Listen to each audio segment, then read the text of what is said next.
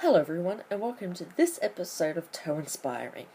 In this video we are going to be doing nails inspired by Finding Dory. So sit back, relax and just keep painting, just keep painting, just keep painting. You're firstly going to need to put a white coat over the base coat. I ended up using 2 white coats so it covered it nicely like this. Magic! So once that's on and dried, you're going to firstly need to paint a yellow triangle in the corner of your toes. When I say corner, I mean half your toes, but using the top bit of your toe. Because my yellows are very see-through, and because it's on white, I'm going to use 2 different yellows to paint it. But in this video you'll only see one, whereas where I've cut it, I've accidentally cut out this second different yellow. So as you can see, you're just applying it to the top corner. So just painting. Your lines don't have to be straight because you're covering it with the blue and then a black. And then what you're going to do next is choose your toe, and that's going to become your Nemo toe. So for my Nemo toe, I chose my 4th toe, and I covered it in a orange, whereas I should have only done half of the toe, because I then had to cover the other half back in white. But follow this and do whatever you want, I'm not fussed. So you're going to paint your entire toe, in this case in orange.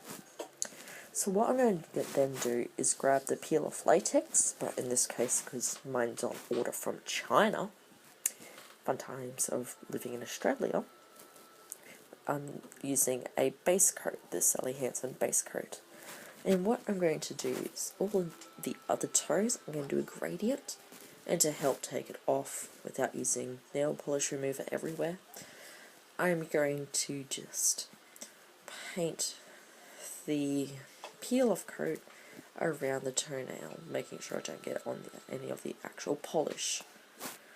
Now this takes an uber long time to dry, I'll tell you that now.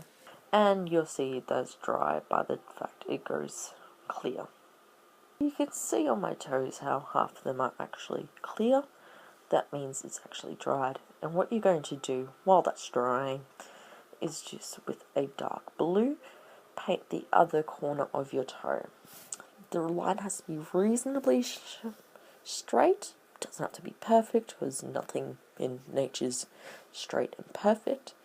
And you're going to paint the corner like I am right now on both toes. So you basically get 2 triangles on 1 toe. Yeah. And as you can see, on my right foot, the line has actually got a curve, which actually kind of makes it look unique. Oh, here's what I'm doing now. I'm putting the gradient on. I'll do another tutorial later in how to do a gradient, but this is just going from, as you could slightly see on my sponge, a light blue to a very dark blue. This, if you want to go into the deep and dark of it, represents the sea.